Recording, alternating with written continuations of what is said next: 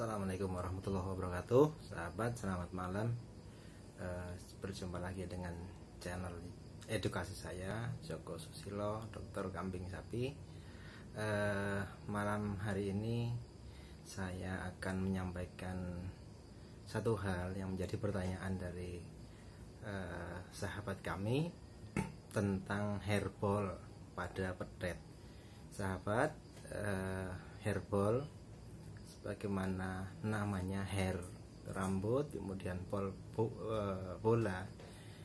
Hairball ini kalau pada hewan, di kucing itu cukup familiar dan cukup biasanya bulu-bulu ini akan menggulung menjadi bola-bola bulu. Tapi pada kucing karena lambungnya tunggal, biasanya akan bisa dimuntahkan.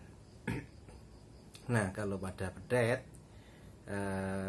apa itu hairball? Hairball ya sama, ketika ini berisiko pada pedet-pedet yang dipelihara secara koloni, kemudian pada kondisi-kondisi tertentu dia akan saling menjilat satu dengan yang lainnya. Contoh, pada pedet-pedet sapi perah yang memang dia dikandangkan secara koloni, kemudian diberikan air minum, diberikan susu, kemudian dia akan setelah minum susu selesai, jatahnya habis, dia akan saling menjilat satu dengan yang lainnya. Begitu juga di pedet-pedet sapi potong dalam yang dipelihara secara koloni dalam populasi. Ketika memang ketersediaan air minum menjadi utama, adalah ketersediaan air minum ini terbatas atau mungkin tidak disediakan air minum dalam kondisi yang mungkin cuaca yang cukup panas, jadi dia akan menjilat bulu temannya, sementara juga mungkin belum tersedia rumput-rumputan gitu. Nah, kenapa? Dua faktor ini, kurangnya air minum, air putih, kemudian satu lagi di kandang secara koloni, ini menjadi penyebab utama hairball. Karena pertama, ketika kurang air minum, dia akan dalam kondisi cuaca panas, dia akan menjilat-jilat bulu temannya. Yang kedua, ketika memang bulu-bulu itu terjilat tetapi tersedia rumput-rumputan yang mulai dia makan, kemungkinan bulu-bulu ini tidak akan bersatu menjadi bola, tapi akan ngikut rumput, kemudian bisa dikeluarkan, atau satu helai, dua helai bisa dikeluarkan. Nah, tetapi kalau tidak disediakan air minum, tidak disediakan rumput, ini pasti kebanyakan dalam pedet-pedet yang populasi koloni, di kandangan koloni, ini angka resiko hairballnya akan semakin besar. Pencegahannya tadi harus disediakan air minum yang cukup, disediakan rumput-rumputan supaya rumennya juga bisa berlatih, bisa menuju ke sempurna, dan juga salah satunya adalah menghindari hairball. Nah, hairball ini biasanya terlihat kalau memang sudah benar-benar mengalami parah penyumbatan, yang mungkin masuk dari rumen, lelikolom, omasum, mungkin terjebak di omasumnya.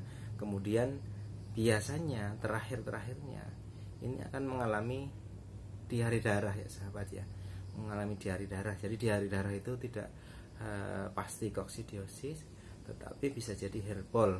Pedet-pedet yang mengalami hairball ditandai dengan diare darah, diawali juga dari badannya yang mengurus, sudah disuntik antibiotik sana, antibiotik sini nggak sembuh, ujung-ujungnya diare darah dan mati.